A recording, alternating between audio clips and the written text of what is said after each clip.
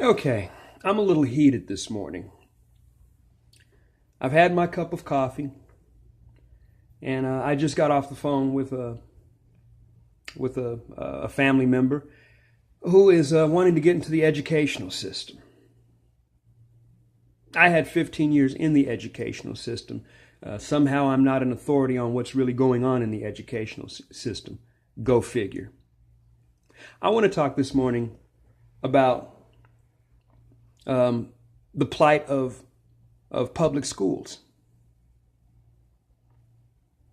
It's a situation of, is it bad teachers or is it bad culture?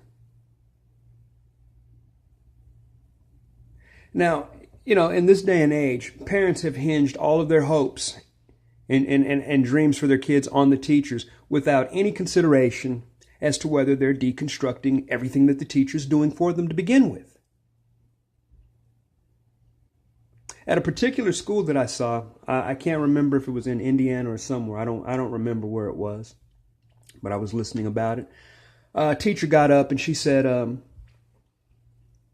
we come in and we don't come into teaching for the money. Nobody comes into teaching for the money.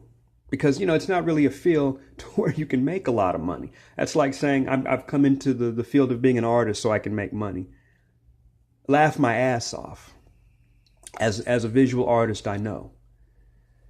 But anyway, this teacher says we put our all into it.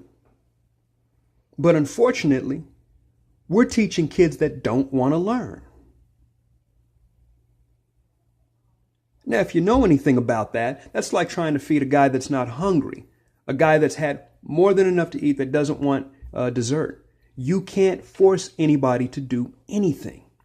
Yet, there are programs which have cost the country millions, investing in kids that don't want it and neglecting kids that do want it. It seems like we've taken on the mentality of, well, little Timmy's okay because he's smart. He'll be okay. Well, if we had spent more time investing in little Timmy, instead of just being okay, he could have been superlative. But what we do is, the kid who is pulling out switchblades in class, the kid who is cutting class, the kid who says, I have absolutely no interest in watching any educational videos outside of World Star Hip Hop, outside of Snapchat, outside of what's going on on Facebook. We're going to invest in that kid. That kid needs his ass kicked. I was very close to being that kid. And you know what my teachers did? They kicked that ass. Do you know what the end result was? A productive human being. Now, even when we have the evidence of what works versus what doesn't work, we will die on the sword of our narrative. And we will not die on the sword of what is right and what is wrong. And in some areas of life, it's not subjective. In some areas, it really is that way. It's as true as the sky being blue. You can call it what you want, but the sky is blue. And anybody who is arguing about an interpretation of whether the sky is blue or not is somebody that I probably don't want to associate with, because you're used to wasting time on things that absolutely don't matter. These teachers are buying things for their students, and the students are completely destroying or discarding the very tools of teaching that they have been given. One of the African American teachers, a student spent more time talking about her sexuality and the fact that she talked like a white girl than actually listening to what she was saying. What does her sexual orientation have to do with anything? And why is it looked at as a negative thing when her command of the English language is an example of what they should be aspiring for as far as their grasp of the English language? For God's sakes, the woman taught English. Why would she speak bad English? So we talk about school segregation. There's a bunch of factors that go into it, but I'm going to tell you this, and one thing that people don't want to talk about is a culture of education and a culture of higher aspirations. They may not say it. They don't want a culture of underachiever, excuse-making, people that have absolutely no regard for education. The two don't mix. It's oil and water. Yet liberal-minded people. We have to have equal access. You want to give equal access to situations, to people that don't want, they don't care. It's like speaking on behalf of somebody about a product that they're not even buying. They don't buy it. You want to fix it? You change the culture. You change the culture into a culture that appreciates education, that appreciates higher learning. And then integration can happen organically.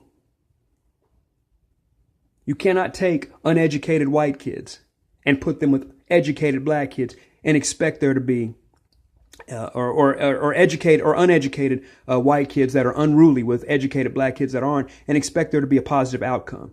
And vice versa. You can't take uneducated black people with a propensity towards violence and expect them to mesh well with more docile, higher thinking white people. And it's an oversimplification of the matter, because there's always those from both sides. I think we should be more surgical about it. I think we should be, whether you're black, whether you're white, upper class, middle class, I think there should be an educational vetting process to where students, I know when I went to the school that I did, it was at the time, it was a very upstanding African-American school. I had to tour it like a campus. I had to do an interview to see if I fit within the context of their idea of education and learning. I had to meet their expectations. Nowadays, all you have to do is be the right race with the right battle cry, without any consideration of the outcome for the whole. Best saying that all morning, and when I was talking to this family member, it sums it up. I don't want cancer in my body just because cancer has demanded that it be in my body. I don't want it. And I have reasons. But those that want to integrate normal healthy cells with cancerous cells have no reason. They have absolutely no reason outside of the idea of integrating. That's it. It's not integration with the goal of. It's not integration with the expectation of. It's integration for the sake of immigration. I am 120% against that. Change the culture,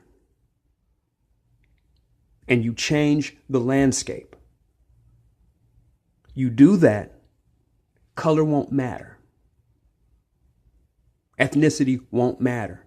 Cultural or background, economic background won't matter. You tell this to poor Rwandan students and they get it, because they came from places that legitimately are hard. They came from hoods where people are walking with rocket launchers. Fucking RPG, rocket propelled grenades. And they still have the desire to learn. America needs to stop being soft on these kids and put their foots in the asses of these kids. And America also needs to start reinvesting in those kids that show promise, that are going to move the country forward.